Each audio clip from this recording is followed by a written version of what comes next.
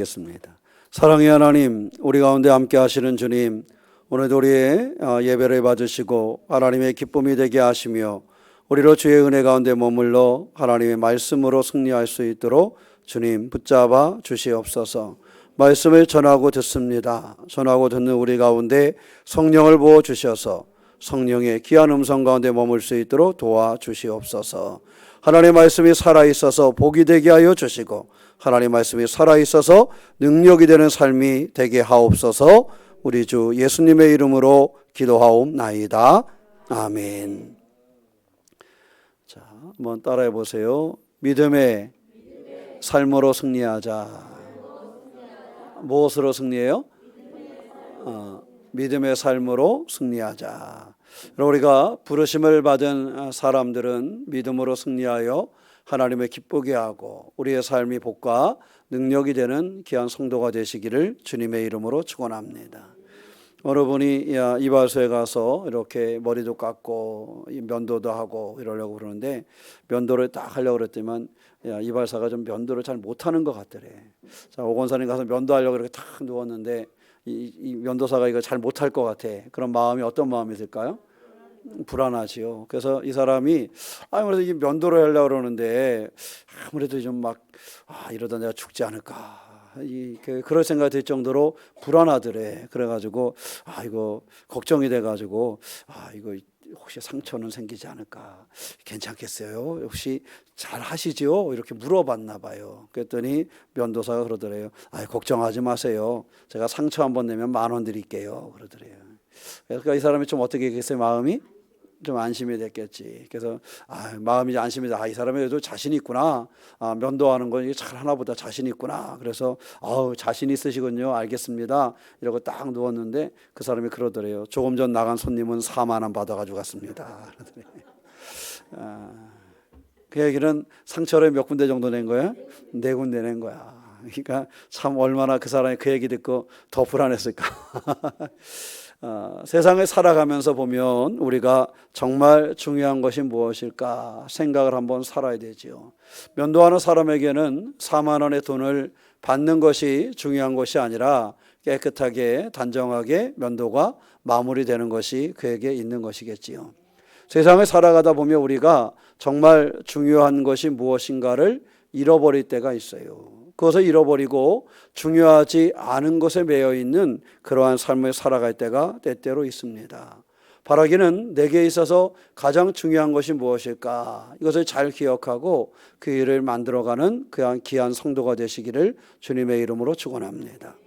아시는 것처럼 추수감사절은 성경에 나와 있는 수장절에서 연결되어져서 미국으로 건너간 청교도인들이 미국에 건너가서 첫 열매를 거둔 후에 감사함으로 하나님을 예배하면서 시작된 것이 미국의 추수감사절이었지요. 그래서 미국은 추수감사절 기간이 되면 일주일 동안 학교도 안 가요. 좋죠? 일주일 동안 학교도 안 가고 그냥 방학이라 그러더라고. 원영이 이제 다음 주에 뭐 하냐 그랬더니 일주일 동안 학교 안 가요. 그래서 왜 안 가냐 그랬더니 추수감사절이잖아요. 그러더라고요. 그러니까 학교도 안 가고 직장도 쉬고 여러 가지 그렇게 하면서 이 추수감사절을 그 사람들이 보내요. 그 이유는 초기에 미국으로 건너왔을 때 그 사람들이 느꼈던 그 감동을 지금도 계속 유지하고 가져가기 위해서 그러한 시간을 갖는 것이지요. 우리도 바라기는 하나님의 은혜 가운데 늘 가을을 맞이하면서 하나님이 우리를 이끄시고 보호해 주심을 기억하는 그의 은혜 중에 머무는 성도가 되시기를 주님의 이름으로 축원합니다. 또 하나는 우리 교회가 오늘 생일인데 우리 교회는 1987년 11월 23일 날 개척이 되어졌어요. 그 자료를 보니까 목포 강림교회가 7월인가 8월경에 창립이 되어졌는데 목포 강림교회 개척을 창립 예배 드리기 위해서 강림교회에서 오셨다가 그날 해남에는 감리교회가 읍에 없다. 대진제교회 이제 하나가 있고 읍에 감리교회가 없었는데 읍에 감리교회가 세워졌으면 좋겠다라는 요청을 받았고 그 요청을 받으신 세 분이 그날 해남에 오셨다가 그럼 해남에다 우리가 교회를 개척을 합시다 이렇게 결정을 했고 우리 새로운 교회를 당시에 이현석 전도사님 목사 안수 받으셨지만 이현석 전사님을 우리 교회에 파송하는 것으로 하고 우리 교회 요 앞에 상가를 얻어서 상가에다가 교회를 세우고 교회 개척을 해서 창립 예배를 드린 것이 87년 11월 23일이었습니다. 그렇게 예배를 드리고 출발해서 오늘 와서 보니까 이제는 35년이 되었어요. 그러니까 어느새 많은 세월이 흘렀지요. 그죠? 이렇게 세월이 흐르면서 우리 교회가 세워졌습니다. 바로 오늘은 이와 같은 추수감사절을 기념해서 하나님을 예배하는 날이기도 하고 우리 교회가 세워진 것을 기념해서 하나님 앞에 예배하기도 하는 그러한 날입니다. 우리가 하나님 앞에 내 삶을 채우시고 내 삶을 인도하시는 주님을 경험하고 승리하는 그러한 신앙의 주인공이 되시기를 축원합니다. 추수감사절을 뒤돌아보면서 하나님 앞에 감사하는 나의 삶의 모습을 발견해가고 또 하나는 교회의 생일을 기념하면서 우리가 교회를 어떻게 하나님 기뻐하는 모습으로 세워가며 우리도 그와 같은 신앙생활을 할 것인가를 되돌아보고 삶을 점검하는 자리가 되시기를 주님의 이름으로 축원합니다. 특별히 면도하는 이야기처럼 무엇이 중요한 것인가를 우리가 알아야 됩니다. 돈을 4만 원을 받느냐 안 받느냐 중요한 것이 아니라 어떻게 깔끔하게 단정하게 마무리되느냐 하는 것이 중요한 것이겠지요. 그러니까 우리의 삶의 가장 중심을 이루는 것, 가장 중요한 것이 무엇인가를 되돌아보고 그것을 온전케 이루어가는 신앙의 주인공 되시기를 주님의 이름으로 축원합니다. 그러기 위해서 교회가 어떠한 모습으로 서가야 될까 하는 것을 오늘 본문을 통해서 함께 나누고자 합니다. 오늘 이 베드로전서는 베드로가 로마의 감옥에서 쓴 편지입니다. 그래서 로마의 감옥에서 베드로가 신앙을 권면하면서 그 박해를 받는 사람들, 신앙적으로 시련을 받고 있는 사람들 가운데 인내하고 그것을 이겨낼 것을 권면하는 말씀이 베드로 전서의 말씀입니다. 특별히 교회가 시련을 당하고 박해를 당하는 그러한 어려움 중에 있을 때에 성도들이 서로 어떠한 모습으로 살아가야 할 것인가 하는 것을 가르쳐주는 말씀이 오늘 본문에 있는 말씀입니다. 우리가 중요한 것을 알고 살아가야 되는데 교회 공동체 안에서 무엇이 참으로 중요한 것인가 하는 것을 되돌아보고 교회 공동체를 온전케 만들어가는 믿음의 삶이요 주인공이 되시기를 주님의 이름으로 축원합니다. 특별히 부르심을 받은 사람이다. 하나님의 아들, 하나님의 딸로, 하나님의 자녀로 부르심을 받은 그러한 신앙의 삶을 살아가는 우리들이 무엇이 중요한 것인가를 분명히 알아서 교회 안에서도 그 일을 잘 권면하고 이루어가는 그러한 성도가 되시기를 주님의 이름으로 축원합니다. 당시에 그리스도인들은요, 나그네가 되어서 여기저기 흩어져 있었어요. 본도나 갈라디아나 갑바도기아나 아시아나 버두니아나 이런 데로 그리스도인들이 멀리 흩어져서 살고 있었습니다. 그들이 이렇게 시련이 오니까, 박해가 오니까 그 시련과 박해로 인해서 멀리 가서 사는 그러한 삶을 살게 된 것이죠. 갑바도기아나 이런 데는 가면 정말 사람들이 적박한 땅인데 그들이 숨어서 신앙생활을 할 수밖에 없는 그러한 곳에서 그들이 살았습니다. 예배당도 흙을 파고 그 안에다가 예배당을 지어야 됐고, 집도 흙을 파고 그 안에서 살아야 됐고, 이러한 모습들이 그들의 모습이었습니다.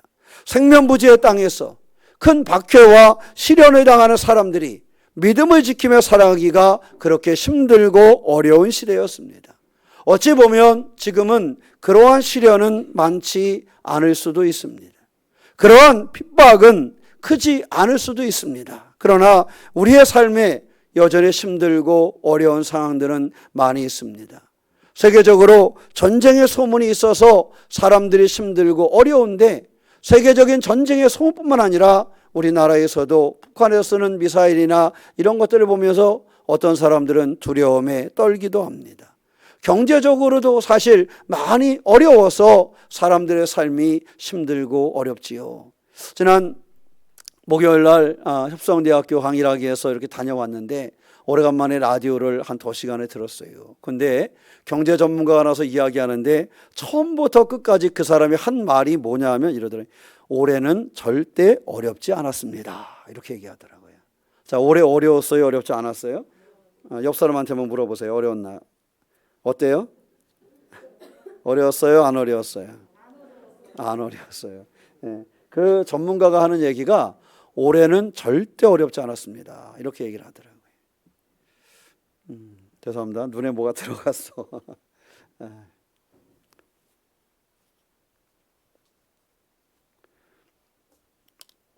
그래가지고 그 회사나 개인이나 참 요즘에 많이 어렵다 그러거든요. 근데 그 사람 얘기는 절대 어렵지 않대요. 왜 절대 어렵지 않냐 이야기하는 건 하나예요. 진짜 어려운 건 내년입니다. 올해 사람들이 많이 어려웠다고 힘들었다고 얘기하는데 그거는 하나도 어려운 것이 아닙니다. 내년에는 정말 어렵습니다. 이렇게 얘기하더라고요. 세계적으로 내년에 정말 어렵습니다. 2시간 동안 이야기하는 건 처음부터 끝까지 올해는 어렵지 않았습니다. 이건 한 10분에 한 번씩은 반복해. 그래서 그거를 들어보니까 내년이 얼마나 어려운가 하는 것을 눈에 띄게 느낄 수 있겠더라고요. 대기업들이 사업을 정리를 한대요. 사업 중에 시중 금리보다 싸게 이익이 생기는 회사를 정리할 가능성이 높다 이렇게 얘기하더라고요. 지금 이 은행 금리가 많이 올랐잖아요. 그죠? 대출 금리는 많이 올랐죠. 곧 한 10%를 육박할 수도 있다. 어떤 사람은 그렇게 얘기해요. 지금 6% 넘게까지 올라갔는데 곧 8% 넘어서 대출 금리는 10%를 넘어갈 것이다. 이렇게 예측하는 사람이 있는가 하면 개인 금리도 많지요. 이럴 때는 현금 가진 사람들은 이자가 생기는데 그래서 현금으로도 수익이 되니까 주식도 안 한대요. 거기 생기는 이익이 주식하는 위험성보다 나으니까. 그런데 대출금리도 점점 비싸져서 10% 이상이 된다 이렇게 얘기를 해요. 그러면 사람들의 삶이 굉장히 힘들고 어렵다라는 것이고 사업을 하는 사람들 1% 2%의 그 대출 받았던 것도 뭐 4% 5% 올라가고 4% 5% 받던 사람들은 8% 9% 올라가고 이렇게 그것이 상승되어진다는 거예요. 그러니까 이 얘기는 실제적으로 모든 삶의 환경의 어려움, 요즘에는 경제적으로 어려워지면 그것만큼 정말 쉽지 않은 것이 없지요. 정말 어렵지요. 이러한 상황 속에 있습니다. 여러분들의 삶의 여건은 어떻습니까? 지금 얘기한 것은 단순히 경제적인 이야기이지만 우리의 삶에 이러한 경제뿐만 아니라 정치적으로도 지금 우리나라가 얼마나 어렵습니까? 어저께도 서울에서 집회가 있지 않았습니까? 보수와 또 이 진보와 이 두 그 단체들이 집회를 하는데 얼마나 많은 숫자가 모였는지 알 수가 있습니다. 정치적으로 굉장한 힘든 상황이 지금 벌어지고 있습니다. 그러니까 우리나라가 현재 어려운 것은 정치적으로도 크게 둘로 나누어져서 이와 같은 일들이 있습니다. 물론 책임 있는 사람들이 그 일을 감당해야 되지만 그 사람들이 감당하지 않아서 국민들이 그 일을 나설 수밖에 없지요. 그러니까 이런 상황 쪽에 어쨌든 현재 있는 상황은 정치적으로도 큰 어려움 중에 있고 경제적으로도 아까 말씀드린 것처럼 올해는 절대 뭐하지 않다?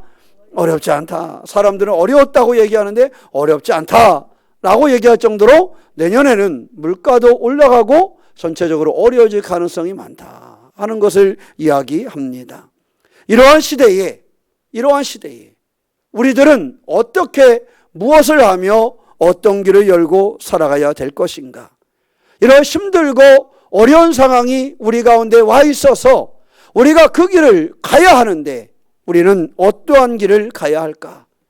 우리가 건강의 문제도 그렇잖아요. 한때는 노인성 질환이라고 했던 것이 성인병이라고 바뀌었어요. 왜냐하면 적어도 60이 넘어야 그 병을 걸린다고 생각을 했는데 그 병이 40대, 30대가 그 병에 걸리는 거예요.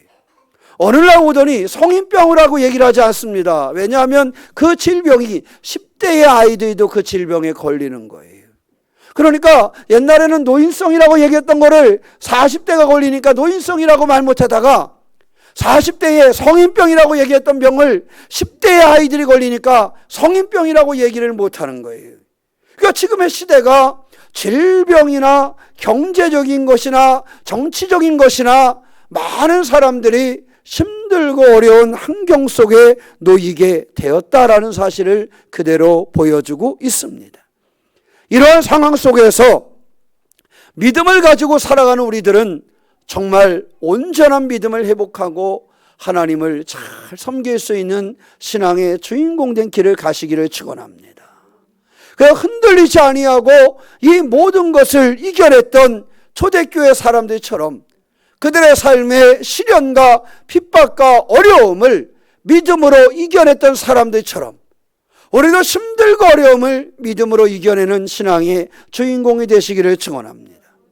우리나라가 70년대 한참 어려울 때, 경제적으로 어려울 그런 순간에요, 새벽에 나가서 일을 해야 되는 사람들이, 신앙생활하는 사람들이 일을 나가면서 그 새벽에 피곤함에도 불구하고 교회 와서 기도하고 그리고 나서 새벽으로 자기의 일터로 나가는 사람들이 많았습니다. 힘들 텐데 지금처럼 8시간 근무를 하는 것이 아니었는데, 8시간 근무하고는 살아갈 수가 없는 세상이었는데, 그들은 일터로 가기 전에 나와서 기도하고 다짐하고 하나님이 함께 해주시기를 기대하고 소망하면서 그들의 일터로 달려갔습니다. 그들은 하루의 일과를 마무리하고 돌아오면서 교회로 달려와 기도하고 가기를 반복하였습니다. 왜? 하나님이 나를 붙잡아 주시지 않는다면 이 힘들고 어려움을 이겨낼 자신이 없었기 때문에, 너무도 피곤하고 힘들지만 오히려 피곤하고 힘들기 때문에 그들은 그것을 기도의 제목으로 삼았습니다. 지금 우리는 힘들고 피곤하면 자야 되잖아요. 그렇죠? 말은 못하겠고 힘들고 피곤하면 자야 되잖아요. 그런데 우리의 선조들은, 신앙의 선조들은 힘들고 피곤하면 그것을 이기기 위해서 기도하는 시간을 가졌다라는 사실입니다. 내 삶에 어려움이 다가오면 그 어려움 때문에 기도하는 시간을 가졌습니다. 왜? 하나님이 내 삶을 동행하여 주시고 하나님이 내 삶을 붙잡아 주셔야 하기 때문에. 지금 우리의 삶이 그 시대의 분들보다 더 고달플까요? 사실 되돌아보면 그분들의 삶보다 더 고달프지는 않은 것 같아요. 제가 목회의 환경을 봐도 목회가 어렵다 그래도 70년대에 목회하던 분들의 어려움을 비교할 길이 없더라고요. 가만 보니까 70년대에 목회했던 분들은요, 가족이 다 영양실조 한 번씩은 다 걸렸더라고요. 영양실조 한 번씩은 다 걸렸어요. 인천의 주한감리교회 목회하는 감독님과 그 아들, 그냥 저는 아주 그분들 행복하게만 살아온 줄 알았더니 아니더라고. 그분이 처음 목회할 때 아들이 이게 몸이 걸을 수가 없을 정도로 힘들고 어려운 순간을 겪었더라고요. 힘들고 어려운 그런 순간. 그런데 그럴 때에 힘들고 어려운 그 순간은 그 사람들에게는 기도하는 순간이 됐고 예배하는 순간이 됐고 하나님을 의지하여 그것을 이겨내는 주인공이 됐었다라는 사실입니다. 사랑하는 성도 여러분, 우리 가운데 어려움이 올 수 있습니다. 말씀드린 것처럼 경제적으로 올해는 아무것도 어려운 것이 아니요, 내년에는 더 크고 힘든 일들이 올 수도 있습니다. 건강의 문제도 여러 가지 삶의 환경도 그럴 수 있습니다. 그러나 그럼에도 불구하고 우리가 하나님을 의지하여 하나님을 향하고 온전한 신앙으로 이겨낼 수 있는 신앙의 주인공이 되시기를 주님의 이름으로 축원합니다. 그 신앙을 가지고 저는 우리 교회 성도들이 이러한 모습으로 살았으면 하는 기대가 오늘 말씀을 통해서 함께 나누고자 합니다.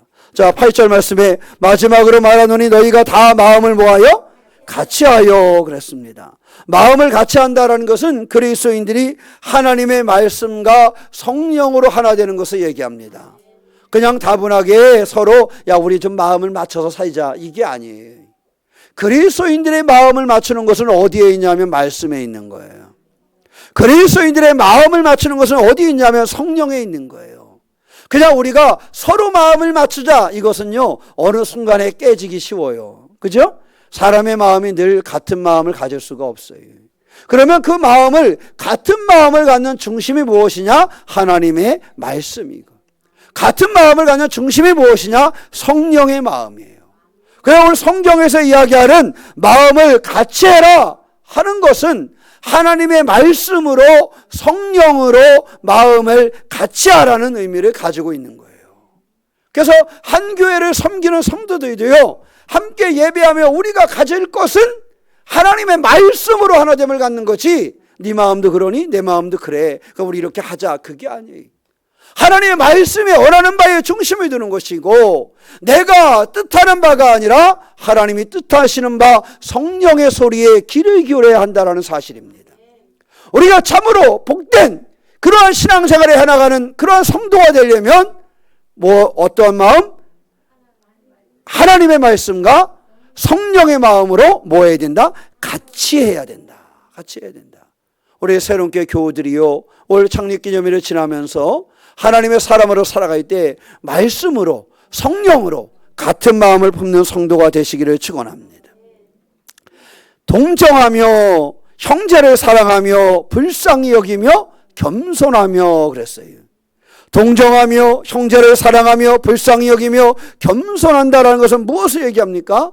우리가 로마서에 가면요 우는 사람들과 함께 울고 기뻐하는 사람들과 함께 기뻐해야 돼. 웃는 사람들과 웃을 줄 알고 우는 사람들과 함께 울 줄 아는 것이 돼야 된다. 이렇게 말씀을 하셨어요. 로마서 12장에 나와 있는 말씀입니다. 우리가 교회가 한 마음으로 간다라는 것은 성도들의 이러한 마음들이 있어야 돼요.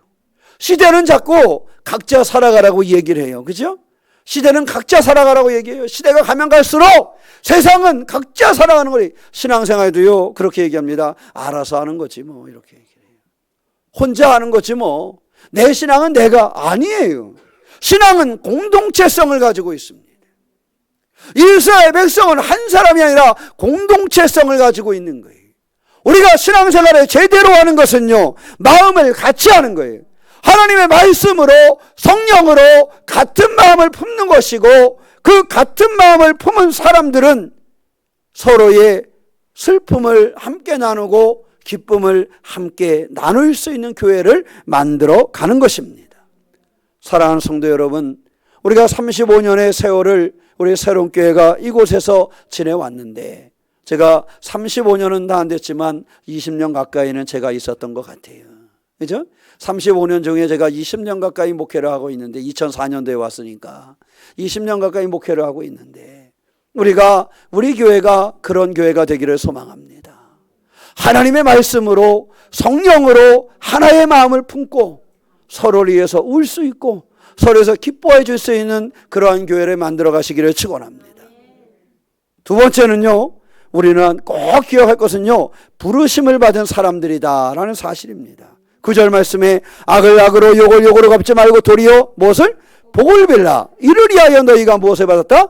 부르심을 받았다. 여러분, 우리가 부르심을 받은 이유가 뭐예요? 축복을 나누기 위해서예요. 오늘 말씀하셨잖아요. 뭐 하기 위해서? 복을 이어받게 하려고. 복을 이어받게 하려고. 우리가 부르심을 받은 이유가 무엇인지를 알아야 됩니다. 내가 부르심을 받은 이유는 다른 것에 있지 않아요. 하나님의 은혜로 부르심을 받아서 그 은혜를 나누는 것이고 하나님의 복으로 부르심을 받아서 그 복을 나누는 자리에 우리를 부르셨다라는 사실입니다. 그러므로 저는 우리 새롭게 성도들이요, 내가 하나님의 부르심을 받았다라는 사실을 놓치지 않는 성도가 되시기를 축원합니다. 정치적으로 문제가 생기잖아요. 정치인들이 뭘 놓치면 문제가 생기냐 하면 국민들이 나를 불렀다라는 사실을 놓치면 문제가 생기는 거예요.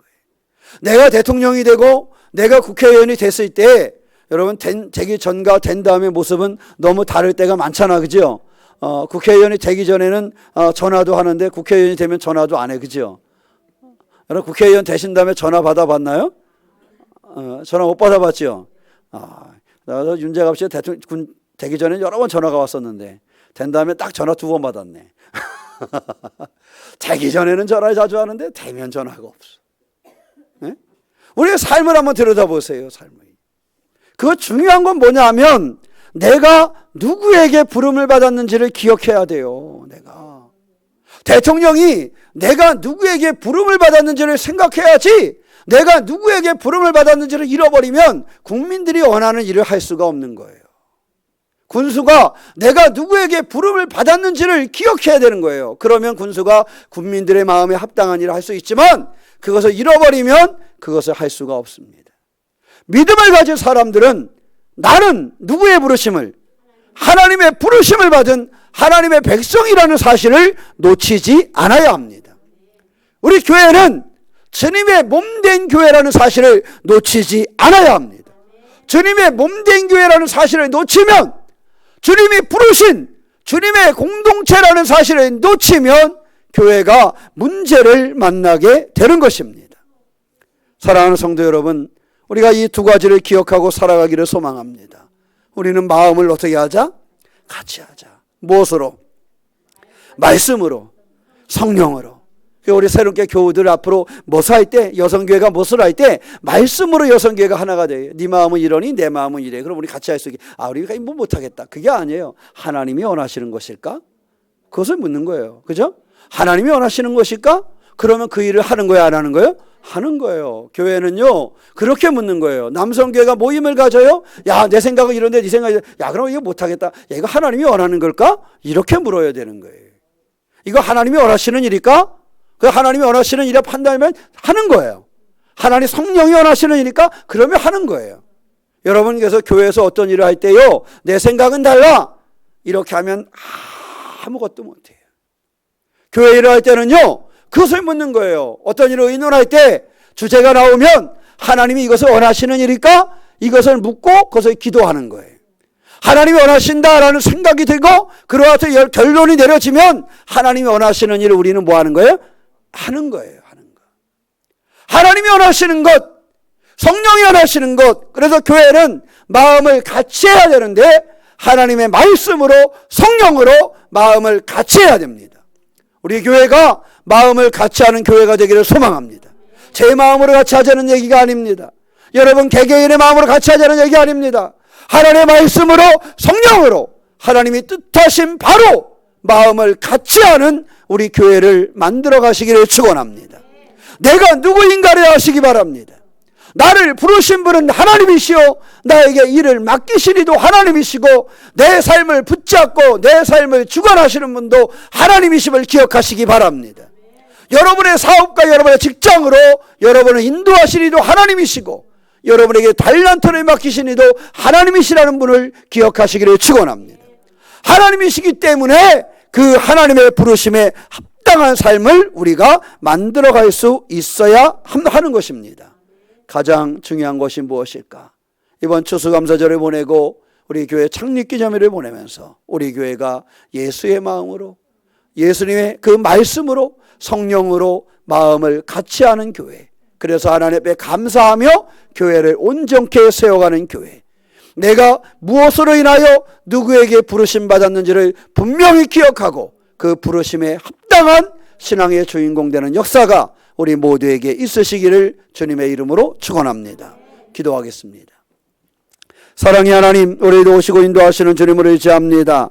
우리가 믿음으로 승리할 수 있도록 우리를 붙잡아 주시옵소서. 합당한 주의 삶을 살기를 원합니다. 우리를 부르셨사오니 우리가 하나님께서 우리를 부르신 줄을 알고 은혜 받은 사람, 축복받은 사람으로서 삶을 여는데 부족함이 없도록 우리 가운데 역사하여 주시옵소서. 사랑의 하나님, 마음을 같이 하기를 원합니다. 말씀으로 마음을 같이 하게 하여 주시고 성령으로 마음을 같이 하게 하여 주셔서 우리가 주님의 몸된 우리 새로운 교회를 온전케 세워갈 수 있도록 주님 붙잡아 주시옵소서. 오늘 하나님의 성김에 예배한 사람들 가운데 복을 더하여 주시고 오늘 참여하지 못한 이들에게도 어디 있든지 주여 그들을 긍휼히 여겨주시고 붙잡아 주셔서 하나님의 사람으로 승리하게 하여 주시옵소서. 주의 도우심이 우리 가운데 이루어짐을 믿사오며 우리 주 예수님의 이름으로 기도하옵나이다. 아멘.